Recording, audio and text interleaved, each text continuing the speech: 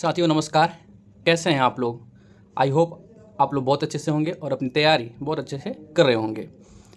आज जो हमारी कारवा एनसीईआरटी के अध्ययन के सिलसिले में पहुंचा है उस चैप्टर है अध्याय 7 राज्य से साम्राज्य। हम लोग 6th के एनसीईआरटी पढ़ रहे हैं। आगे बढ़ने से पहले मैं आपसे इतना ज़रूर रिक्वेस्ट करना चाहूँगा कि अगर आप इस चैनल पर मेरे नए साथी हैं तो कृपया सब्सक्राइब कर लीजिए, क्योंकि स्टडी चैनल है। बेशक आपको लाइफ में प्रॉफिट ही होने वाली है, लॉस कुछ होने वाली नहीं है। तो चलिए अपना लेक्चर हम लोग शुरू करते हैं।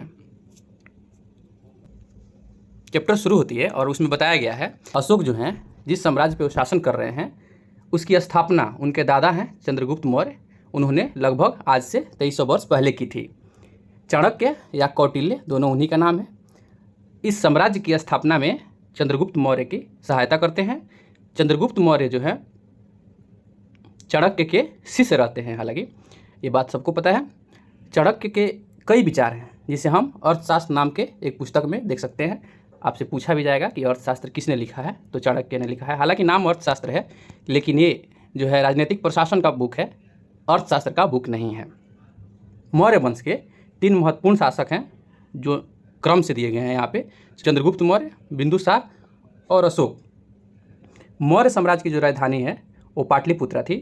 उज्जैन, तक्षशिला, पाटलिपुत्रा ये जो है उस समय के महत्वपूर्ण नगर थे। हालांकि उस समय कुछ समय बाद कलिंग भी था जिसकी राजधानी तोसली थी, उसको भी मिला लिया गया था।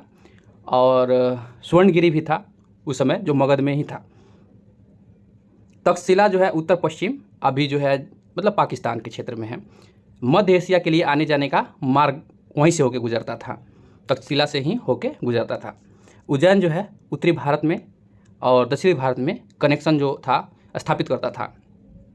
वंश क्या होते थे? एक ही परिवार के कई सदस्य एक के बाद एक जो है राजा बनते थे, तो उन्हें एक ही वंश के शासक जो है कहा जाता था। जैसे मौर्य वंश में देखिएगा कि चंद्रगुप्त मौर्य है, उनका बेटा जो है बिंदुसार है, बिंदुसार का बेटा जो है अशोक है। जिस समय तक्षशिला में जो है विद्रोह होता है उस समय जो है अशोक जो है उज्जैन के गवर्नर रहते हैं। साम्राज्य के बहुत बड़े क्षेत्र में क्या था कि किसान और पशुपालक बसे हुए थे। मध्य भारत के जैसे इलाका ज़्यादातर हिस्सा जो है आज भी देख सकते हैं जंगल से ही भरा है। उन दिनों भी जंगल से ही भरा था।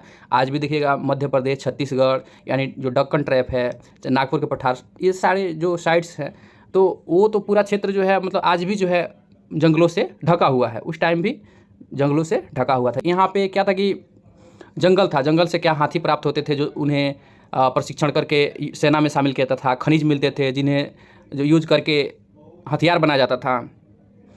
ठीक है, तो यहाँ के लोगों का जो है रहन सहन, खाना पीना, भाषा सब डिफरेंट थे, अलग अलग। अब समझ ही सकते हैं कि आज ही देख लीजिए कि पंजाब में लोग अलग पहनते हैं, मतलब जो है बिहार में लोग अलग पहनते हैं, कन्नड़ साइड में अलग पहनते हैं, नागपुर साइड में अलग पहनते हैं। तो वैसे ही बात है कि जब इतना बड़ा साम्राज्य था, कहाँ तक्षशिला है, कहाँ पाटलिपुत्रा है, कहाँ उज्जैन है, तो अलग अलग जगह पे लोग अलग अलग पहनावा पहनते थे। ये कुछ जगह हैं जहाँ से अशोक के जो हैं अभिलेख मिले हैं। जहाँ जहाँ रेड बिंदु है वहाँ से जो है अशोक के अभिलेख मिले हैं, शिलालेख मिले हैं। और ये जो काला डॉट दिखाया गया है, पाटलिपुत्रा हो गया, ये उज्जैन हो गया, तक्षशिला हो गया, ये उस समय के बड़े जो है नगर थे मगध के। तो बहुत सारे जो हैं जगह हैं, साइट्स, जैसे मान लीजिए रामपुरवा हो गया, लौरिया हो गया, लुम्बिनी हो गया, कौशाम्बी हो गया, रूपनाथ हो गया, सांची, शहबाजगढ़ी, मानसेहरा, कंधार, ये फेमस साइट्स हैं। कलिंग हो गया, यहाँ से जो है अशोक के जो है अभिलेख मिलते हैं। राज्य से साम्राज्य कैसे भिन्न होते थे? क्योंकि साम्राज्य राज्यों से बड़े होते थे, इनकी रक्षा करने के लिए बड़ी सेना की ज़रूरत होती थी, इसलिए सम्राट को राजाओं की तुलना में अधिक संसाधनों की ज़रूरत होती थी। यही कारण है कि यहाँ पे कर जो है इकट्ठा करने के लिए अधिकारियों की भी ज़रूरत होती थी। तो यानी एक बेसिक डिफरेंस है। अब क्लास 6 के लेवल पे दिया गया है तो स्वाभाविक बात है कि ज़्यादा कितना ही फैक्ट दिया जाएगा।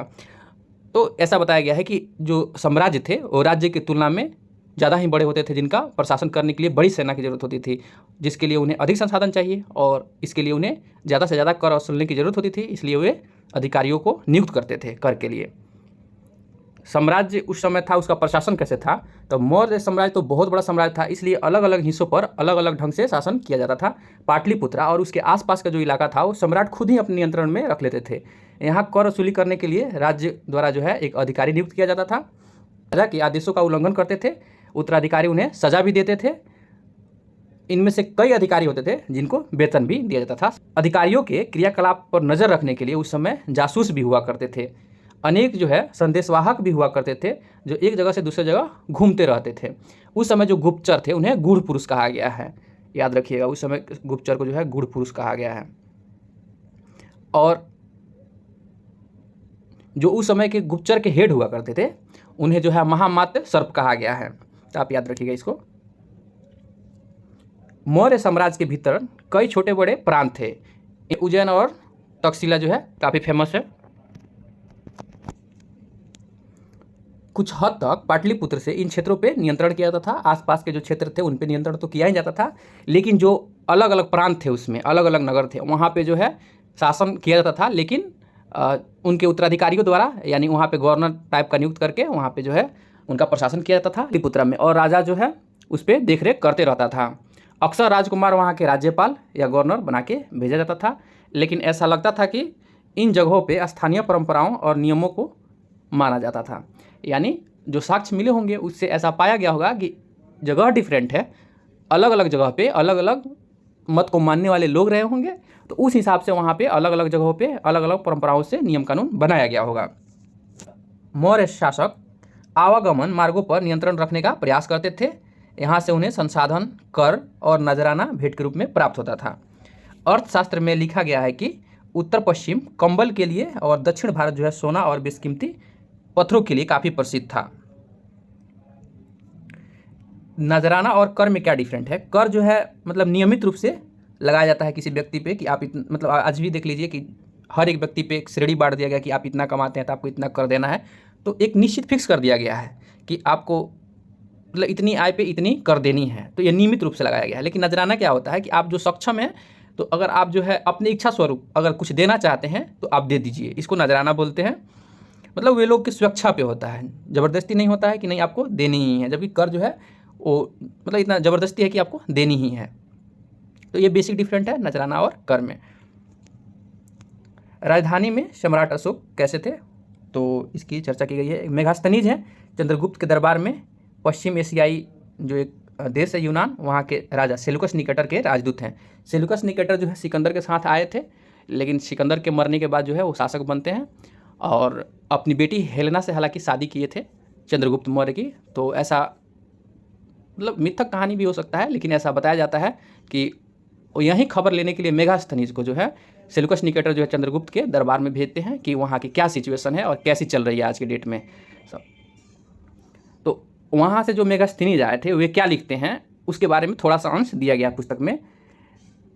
सम्राट का जनता के आमने सामने आने के अवसरों पर शोभा यात्रा के रूप में जश्न मनाया जाता था। उन्हें एक सोने की पालकी में ले जाया जाता था। अंगरक्षक जो थे सोने चांदी से अलंकृत हाथियों पर सवार हुआ करते थे। कुछ अंगरक्षक जो हैं पेड़ों को लेकर आगे चलते थे, जिसपे कुछ प्रशिक्षित तोते जो है झुंड बना के रहते थे और सम्राट के जो है सिर के चारों तरफ चक्कर लगाते रहते थे। राजा सामान्यतः हथियारबंद महिलाओं से घिरे रहते थे। वे हमेशा इस बात से डरते थे कि कहीं उन पर कोई हत्या करने की साजिश न कर दे, और उनके खाने से पहले उसे कोई खास नौकर चखता था, फिर वो खाते थे। वे लगातार 2 रात तक किसी एक कमरा में नहीं सोते थे। ये कुछ सारांश है, कुछ अंश है जो मेगास्थनीज अपने पुस्तक में लिखते हैं। और पाटलिपुत्र के बारे में लिखते हैं कि यह एक विशाल और खूबसूरत नगर है। यह एक विशाल प्राचीर से घिरा है, यानी दीवारों से घिरा है, जिसमें 570 बुर्ज और 64 द्वार हैं। 2 और 3 मंजिले वाले घर जो हैं लकड़ी और कच्ची ईंटों से बने हैं। राजा का महल जो है काठ से बना है, जिसे पत्थर पर नक्काशीदार अलंकृत किया गया है, और इसके चारों तरफ उद्यान और चिड़िया जो है बसे हुए हैं। अशोक के बारे में बताया गया है कि अशोक एक अनोखा सम्राट हैं। अशोक मौर्य वंश के सबसे प्रसिद्ध शासकों में से थे। वे ऐसे पहले शासक थे जिन्होंने अभिलेखों द्वारा जनता तक अपना संदेश पहुंचाने की कोशिश की। अशोक के ज़्यादातर अभिलेख जो हैं प्राकृतिक भाषा में हैं और ब्राह्मी लिपि में हैं।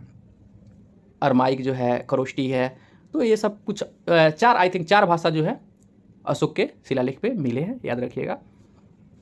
और कन्हगली नाम का एक जगह है, वहाँ से जो है उस अशोक का जो है पाषाण का मूर्ति मिला है, जिसपे राजा अशोक भी लिखा गया है। इसको भी याद रखिएगा, कहीं पूछे जा सकते हैं आपसे एग्जाम में। अशोक का कलिंग युद्ध है, उसके बारे में क्या बताता है। कलिंग जो है उड़ीसा का प्राचीन नाम है।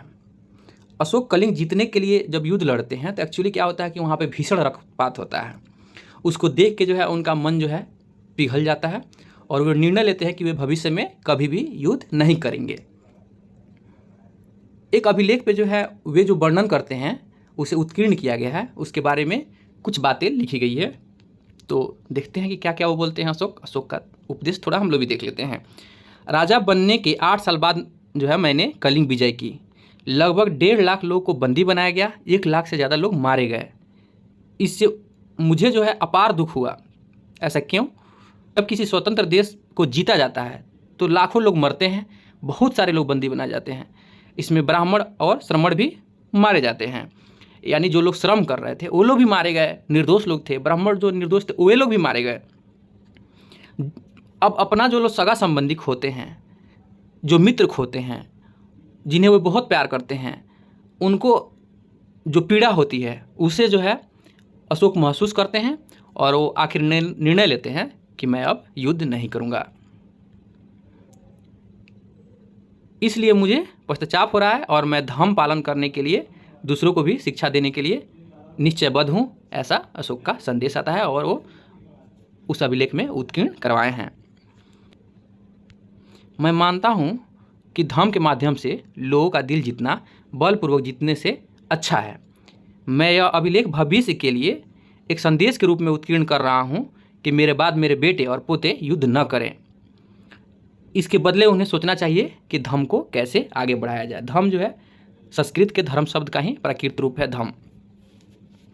तो अशोक जो है इन फ्यूचर संदेश देने के लिए जो है इस अभिलेख को उत्कीर्ण करवाते हैं। अशोक का धर्म क्या कहता है? अशोक का धर्म जो है किसी देवी देवता का पूजन करना अथवा कर्मकांड करने की आवश्यकता को नहीं बताता है। उन्हें लगता है कि जैसे माता पिता जो है अपने बच्चों को अच्छा व्यवहार देते हैं, शिक्षा देते हैं, वैसे ही उनका भी कर्तव्य है कि अपनी प्रजा को वो निर्देश दें और बुद्ध के जो उपदेश हैं, बुद्ध से काफ़ी प्रेरित हुए थे और उन उपदेशों को जनता तक पहुंचाएं। अशोक ने जगह जगह जाकर लोगों को धर्म की शिक्षा देने के लिए अधिकारियों की नियुक्ति की। इन अधिकारियों को धम्म महामात्र के नाम से जाना जाता है। धर्म के प्रचार के लिए अशोक कई साधनों का उपयोग करते हैं। अशोक ने अपने संदेश कई स्थानों पर शिलाओं तथा स्तंभों पर खुदवाए। उसने अधिकारियों को आदेश दिया कि वे राजा के आदेशों को उन लोगों को पढ़ के भी सुनाएं जो पढ़ नहीं सकते थे। अशोक ने धर्म के विचारों को प्रसारित करने के लिए सीरिया, मिस्र, ग्रीस, श्रीलंका में भी अपने राजदूत भेजे। अशोक ने बच्चों के जन्म, यात्राएं शुरू करने, विवाह आदि अवसरों पर किए जाने वाले अनुष्ठानों के स्थान पर मानवता का संदेश अपनी प्रजा को दिया।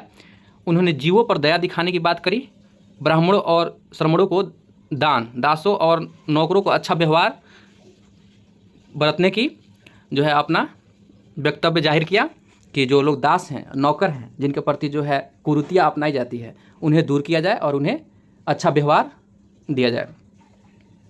आधुनिक भारत में ज़्यादातर लिपियाँ जैसे देवनागरी हो गया, तमिल, बांग्ला, मलयालम सभी जो है ब्राह्मी लिपि से ही उत्पन्न हुए हैं। आप एक अ अक्षर है जिसे अलग अलग भाषाओं में आप देख सकते हैं कि पहले ब्राह्मी लिपि में कैसे लिखा जाता था, अब देवनागरी में कैसे लिखा जाता है, बांग्ला में कैसे है, मलयालम में कैसे है और तमिल में कैसे है। यानी जो पहले की ब्राह्मी लिपि है उसी से सभी भाषाएं जो है उत्पन्न हुई हैं। ये जो आप बगल में देख रहे हैं उत्कृष्ट पॉलिश वाले जो पत्थर पे मूर्ति देख रहे हैं, ये बिहार के रामपुरवा से मिला है। यह एक मौर्यकालीन स्तंभ का हिस्सा है। अभी इसे राष्ट्रपति भवन में रखा गया है। यह उस समय की जो है एक मूर्तिकला का नमूना है। और एक जो है आपके लिए, आप कमेंट में इसे बताएंगे कि ये जो स्तंभ आप देख रहे हैं, सिंहों वाला स्तंभ, ये कहाँ का स्तंभ है। ये मैं आपके लिए छोड़ रहा हूँ, ये आपको कमेंट करके बतानी है। इस चैप्टर में इतना ही था। लास्ट तक बने रहने के लिए आपको बहुत बहुत धन्यवाद। मिलते हैं हम लोग नेक्स्ट लेक्चर में।